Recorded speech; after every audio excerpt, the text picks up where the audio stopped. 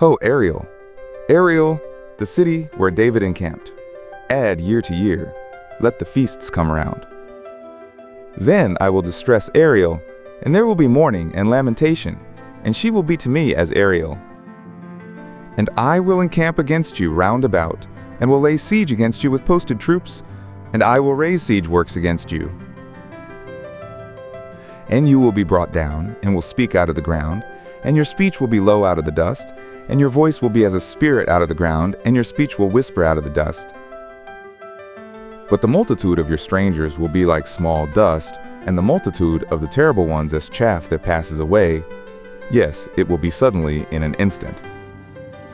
She will be visited of Yahweh of hosts with thunder and with earthquake and great noise, with whirlwind and tempest and the flame of a devouring fire. And the multitude of all the nations that fight against Ariel, even all that fight against her and her stronghold, and that distress her, will be as a dream, a vision of the night. And it will be as when a hungry man dreams, and look, he eats, but he awakes, and his soul is empty.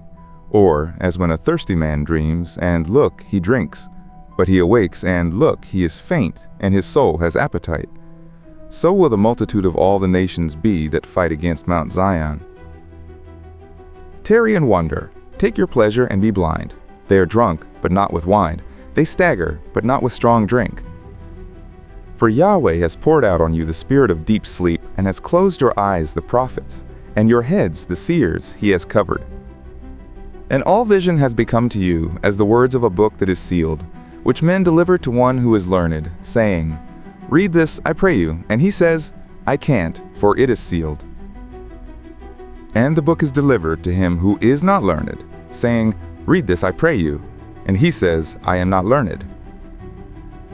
And the Lord said, Since this people draw near to me, and with their mouth and with their lips do honor me, but have removed their heart far from me, and their fear of me is a commandment of men which has been taught to them. Therefore, look, I will proceed to do a marvelous work among this people, even a marvelous work and a wonder. And the wisdom of their wise men will perish, and the understanding of their prudent men will be hid. Woe to those who hide deep their counsel from Yahweh, and whose works are in the dark, and who say, Who sees us, and who knows us? You turn things upside down. Will the potter be esteemed as clay, that the thing made should say of him who made it, He didn't make me, or the thing formed to say of him who formed it, He has no understanding? Is it not yet a very little while, and Lebanon will be turned into a fruitful field, and the fruitful field will be esteemed as a forest? And in that day the deaf will hear the words of the book, and the eyes of the blind will see out of obscurity and out of darkness. The meek also will increase their joy in Yahweh, and the poor among men will rejoice in the Holy One of Israel. For the terrible one is brought to nothing, and the scoffer ceases, and all those who watch for iniquity are cut off, who make man an offender in his cause, and lay a snare for him who reproves in the gate, and turn aside the just with a thing of nothing. Therefore thus says Yahweh, who redeemed Abraham concerning the house of Jacob, Jacob will not now be ashamed, neither will his face now wax pale. But when he sees his children, the work of my hands, in the midst of him, they will sanctify my name.